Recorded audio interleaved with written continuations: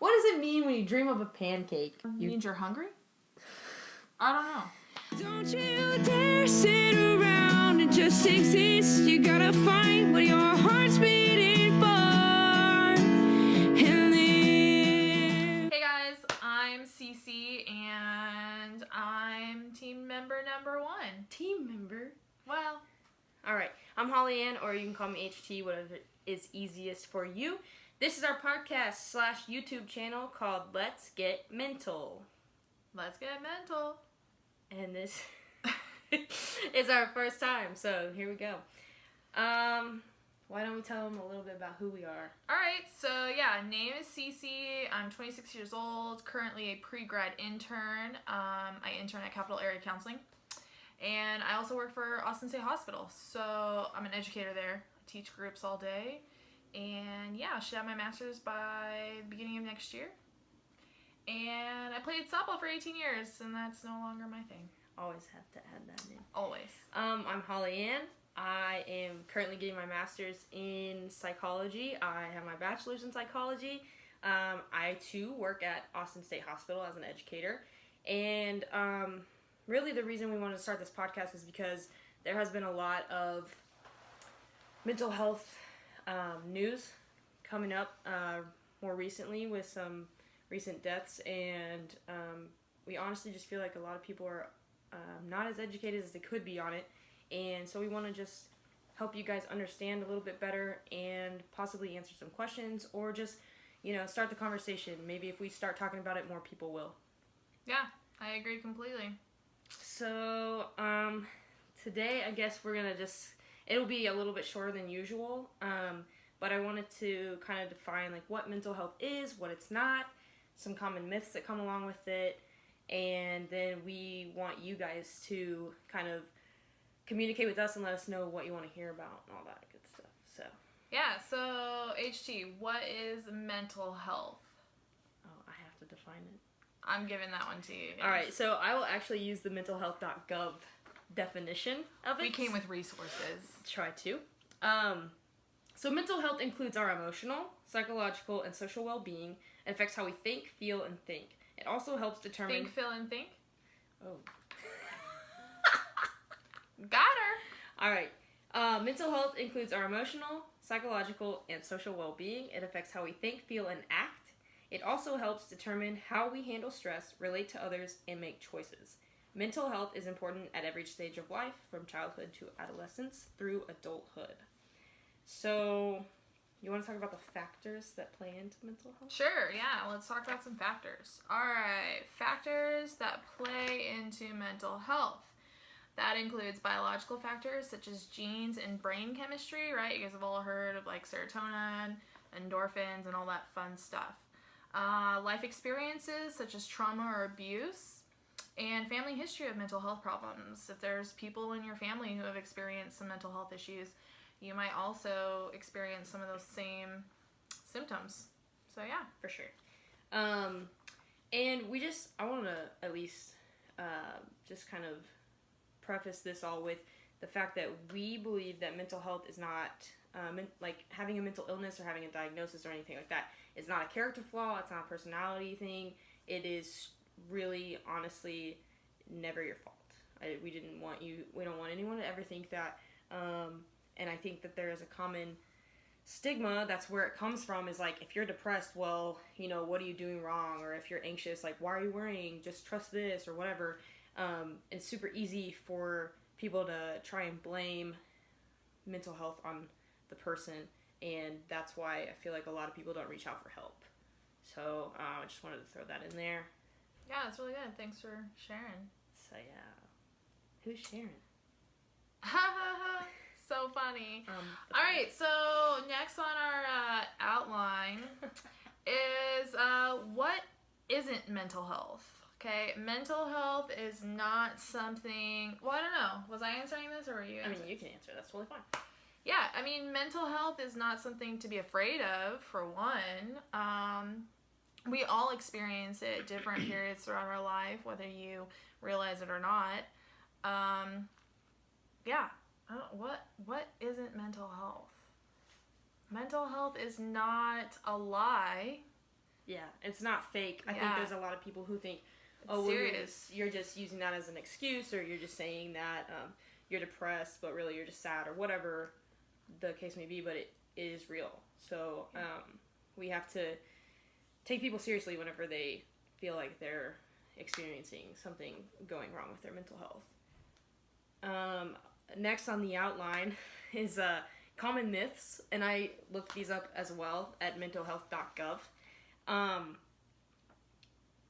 So a lot of people think, well, like, I don't have a mental illness, so like it doesn't affect me. Mental health doesn't, affect my life. But the fact of the matter is, about 1 in 5 American adults have experienced a mental health issue in their life.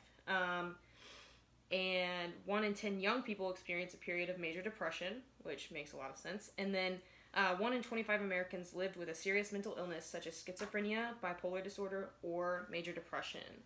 And this was all from 2014, so it's a few years ago, but it really is hard to collect data on this because a lot of people do not report it because of the stigma that comes along with it. And as of 2014, I believe it's actually worse now, suicide was the 10th leading cause of death in the United States, and it accounts for the loss of more than 41,000 American lives each year, which is more than double the number of lives lost to homicide. So, wow, that is pretty heavy stuff. Yeah. I actually have a little part of this that I'm going to give you guys the suicide hotline numbers, and there's also this new thing where you can text the word home, HOME, to 741-741, because I know we're getting into more of a generation that does not like to talk on the phone, but texting is so much easier for them. So it is a 24/7 service where you guys can, if you're feeling any kind of mental health issue, you can text that number at any point in time, and they will talk to you until you're okay. So, pretty cool. Yeah, it's definitely really cool. Who doesn't love texting, right? Avoid interpersonal interactions. Cool. Yeah, it's probably not like the best thing to like. Well, and if you're looking for confidentiality, probably not going to be the best way to go about it. They actually are really good at it. There's a TED Talk.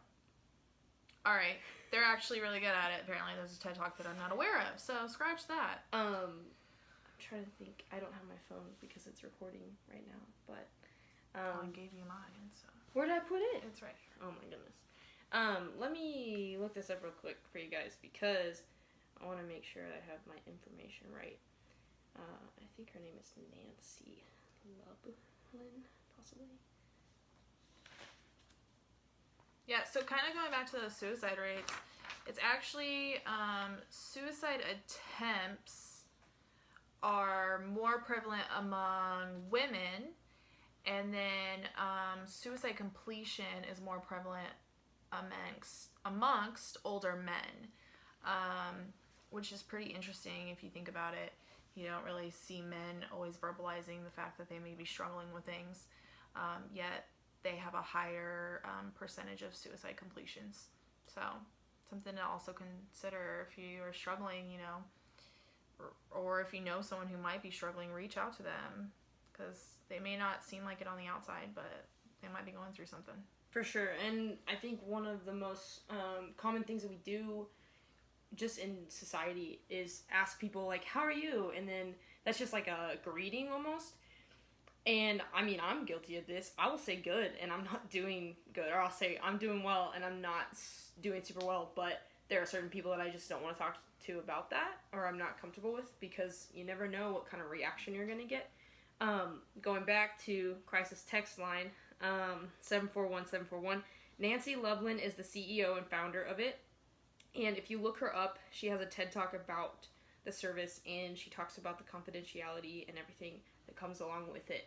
So, yeah, it cool. is. I think that's sounds like a pretty good resource. Yes. So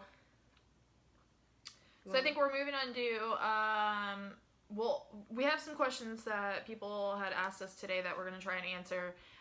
Just for future reference, if you guys ever have any questions or topics that you want to hear more about, go ahead and reach out to us, either HT or myself, and we will do our best to cover those topics within our scope of knowledge. So, again, we don't know everything. We're learning too in the process. Totally. But we are heavily in the mental health field. We're surrounded by it daily in numerous different ways. So we're doing our best to not only educate people like you that are listening, but also anyone else that you may encounter that you can just pass on along info with. And maybe if you don't feel comfortable talking about it, maybe just say like, hey, I found this podcast or I found this YouTube channel and they're talking about this, and I think it's important. Like, if you don't feel like you have the right words to say, we're trying. I'm not saying that we're perfect or that we know all the answers, but we are going to try to the best of our ability to at least start the conversation, try to end the stigma, and to just open up a forum basically for it among you guys. So the questions I have received, do we want to start with super serious or not? Yeah, I don't. Let's start with not. Oh, no. Kyrie is trying to be in this video. Not serious? Yeah. Okay. So here's That's the deal. This question is from Jen. Oh, Jen. Okay, this is my uncle's girlfriend. And she Shout out asked, to Jen. She asked, what does it mean when you dream of a pancake? What does it mean when you dream of a pancake? Serious question right there. Serious question. Means you're hungry? I don't know. I think we're gonna look it up right now on dream interpretation or something or other. Yeah, I had it on Dream Moods, but that is also on my phone, so... We looked it up earlier, and I do remember that it stated that means you're like you have feelings of gratification within your current situation. So That's like a rhyme. I can rhyme? No way. You got the next Eminem up in here. Yo, yo, yo. I'm just kidding. Nope. All right, but really, so yeah, I think we looked it up and it meant that you're just gratified with everything, or you're experiencing gratification With in your what's going current on in life. situation, and your This life. also says, to make or eat pancakes in your dream represents, gratification and pleasure in your current situation. You take pleasure and comfort in the simple things of life. Simple things of Because life. pancakes are simple, and They they're are. so good. They are so good. Maybe we should make some tonight. Do we have stuff? I don't know. Woo! I'm making pancakes. We'll see. In the morning, I'm making waffles. All right, let's move on to our next question. How do I think I- we answered that one. Yeah, that was like the best question I've ever heard. Okay, so next question is from one of my aunts, Janet. She asked, what role do you think that medicine and diet play towards someone's mental stability or lack thereof? Wow, that's a really good question. Yeah. Just like off basic knowledge that I have, I know that if I eat like super sugary foods, then I just feel lethargic. All I want to do is sleep. I'm not able to accomplish the tasks of the day. I might also become more irritable afterwards because I'm going to experience that sugar low or dive.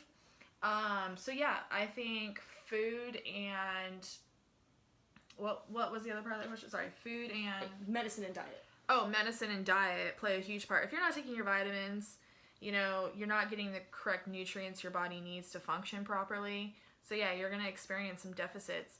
And a lot of times we experience that deficit emotionally first. And we may not even realize it. So definitely important. Also, quickly going to add before Holly Ann answers the part of the question that she wants to. But if you are ever feeling just like super down and maybe lethargic, but you don't want to go on to prescription medications, I have personally tried taking a combination of vitamins that have helped me. If you take them consistently enough, I found an improvement in mood and stamina throughout the day. So that includes fish oil, vitamin D. It was an HTP5 release, so a mood release pill that, you know, regulates your mood throughout the day. And then also one other, and I'm blanking. Oh no, we're gonna have to cut that part out. That's okay. But it's fine. Okay. Take it away, Holly Ann. If you think of the other one, we can say it later. Yeah. Okay, so as far as the medication aspect, I think, okay, so in my classes that I'm taking right now, we are actually technically diagnosing case studies, and every time that we do a treatment plan, there's a medication section, and while I will never prescribe medicine in that program, or like even once I'm done with it, there are people that do. They are psychiatrists. They know the brain chemistry. They know how the body works with different medications. So that is someone you need to talk to if you are feeling the need for medication. However, every time that I do these treatment plans, I always say that I would much rather the person go through a bit of therapy and find coping skills before they just quickly get on a medication. I think that the most recent statistic that I heard was like 10% of America is on an antidepressant, which doesn't sound like a lot, but that is, I mean, I'm not saying anything against medication because I have taken it before and I currently am on it and currently coming off of it for anxiety, depression, and so it has been helpful over the years, but I am also to the point in my life where I'm self-aware enough that I don't technically feel like I need it all the time or at all. So that's definitely a personal choice, but I would super encourage you, if you are feeling any type of mental health issue, to seek help other than medication for your first time. I think it's important to find coping skills, which are just healthy ones too, because we are a society that is just, oh, I'm going to drink because I had a rough day, or I'm going to go smoke because I need to relax, or whatever the case may be. And it's super important to see, like, have I gone outside today? Have I given myself time today? Like, one of the simple things that we do because our job is so exhausting is we make sure to not stay at work for our lunch at all times. Like, if we can get off of campus and go and just experience a break, that is something that's super important. And I think that hour break is super beneficial. Even if you only have 30 minutes, like, make sure that time is for you and you only. Don't take work with you on your lunch break. I think it is so important to just take one break from whatever it is that's going on. So I kind of went off on a tangent there, but basically, like she said, diet plays a huge part into it. So does exercise, and medication can help you, but it also has side effects. So it's very important to know yourself and get to know yourself and be mindful. And we will talk about being mindful later on, because that is Cecilia's favorite topic in the whole world. And I think it is a super important thing that we all need to definitely work on. But yeah, for sure. So I think those were our only 2 questions for today. That second question was super loaded, so if we ever cover that topic again at some point, like, don't be surprised, because it's going to come up plenty of times, I'm sure. But now we're going to transition gears and kind of move into a story time. So I put this in because we do have a lot of stories with where we work, but also just out in life in general. So my story this week is not going to be from the hospital, because while there are tons, I just want to say, like, the funniest thing that happened this week, or maybe the most interesting, or whatever it is. Every week it'll be different. But do you want to start with yours? I'm pretty sure I know what story you're going to tell, but... Alright, well, let's see. So, every morning we do this morning walk inside the buildings, and I had a client come up to me and ask if she could go to the store, or if she could give me money to go shopping for her. And I, politely let her know that, like, sorry, I can't do that for you. It's against, my policy or the state's policy type of thing. Ethics. Yeah, ethically it's not appropriate, right? So she makes it on the lap, comes back around, and comes very close to me. Is like this close to me, right? Our people have trouble with boundaries, the people we serve. Yeah, definitely no awareness of personal space. We try and teach it. But... or other people's social cues. But yeah, we're working on it. Yes. Anyway, so she comes really close, right? And she was like, Cece, I spoke to administration. You were misinformed, and you're fired. I was like, okay, cool. Thanks for firing me. It's only Monday. No big deal. Monday at like 9:15. Yeah. So, yeah, I mean, cool. If I'm fired, I should be able to leave, right? But no, that doesn't happen. So then she asked me, I have to tell HT the same thing. Do you know where she is? I said, yeah, she's around the hall. She gives me away, y'all. Like, what? Yeah. Loyalty. It's there.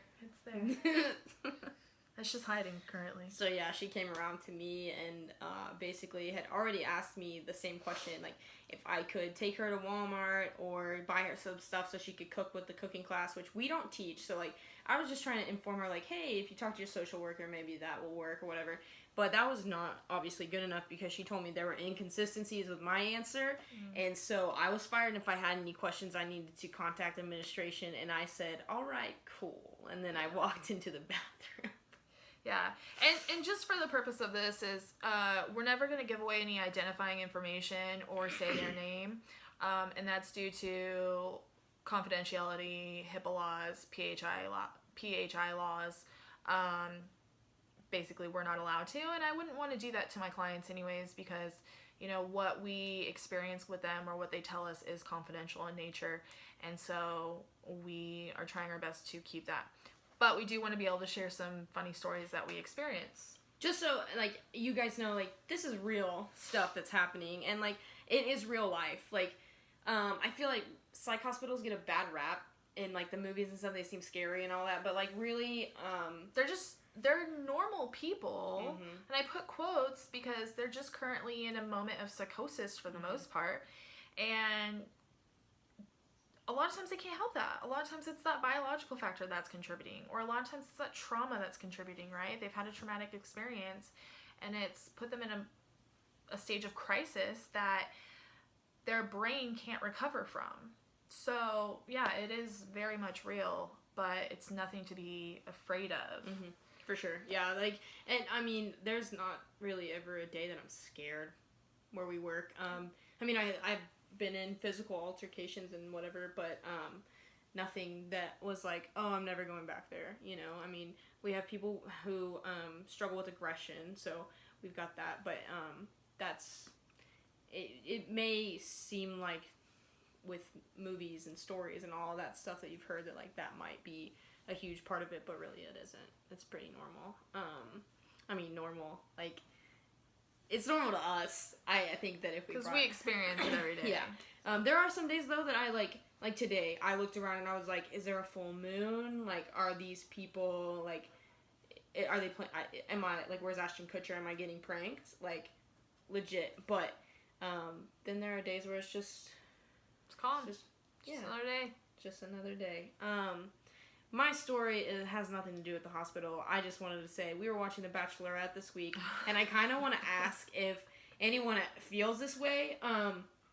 So this is my first time watching this kind of show. I really don't typically watch anything that I forced her. I deem trash TV. However, I was like, well, we can watch it. Like, it'll be entertaining to, like, at the least. And it has been very entertaining. And this week, one of the contestants, I almost called them patients. Not a patient, he's a contestant. One of the contestants said that he still believes that the world is flat. Flat. And his reasoning, not like, round, he didn't, flat. like, go into science or anything. I mean, not too much. He said, well, because of friction. So, friction? That's all I got. Really, bro? Come on. That's pretty much my story. So anyway, we're about to wrap up. Do you have any positive or motivational quotes you'd like to share? Yeah, I had some earlier that I had thought of, and they've slipped my mind because guess what? I'm human. I live a busy life, and things happen. So, and that's okay. I have to be okay with that. So sorry, I'm petting Kyrie. Y'all can't see Kyrie, she's down there, but she's. You want to come up here? She's right here. But she's trying to be the star of the show. There's her nose. The Kylie. But yeah, anyways, so I think we're just gonna end it with, remember those crisis hotline numbers we gave you guys in the beginning. And I'm gonna have something after this. Perfect. Yeah, and give us grace and pray for more patience with us because this is our first time and we want to get it right, but you know, we're not professionals. We're professionals maybe in the mental health field, just not necessarily in the form of podcasting and YouTubing. So we are working towards it. But we appreciate you listening and spending some time with us. And I've got a quote. This is my favorite thing. You'll probably hear me say it a lot. But self-care is not selfish. Absolutely so not. Take care of yourselves. And like we said earlier, if you have any questions, shoot a comment down or message us on whatever social media. I will include those handles in our YouTube about me and all that stuff. So Perfect. Thank you guys so much. All right. Catch you next week, guys. See ya. If you or someone you love is in crisis, please do not hesitate to call the National Suicide Prevention Lifeline, 1-800-273-8255. There is the Veterans Crisis Line, 1-800-273-8255, and press 1. Or you can text HOME, HOME, to 741-741.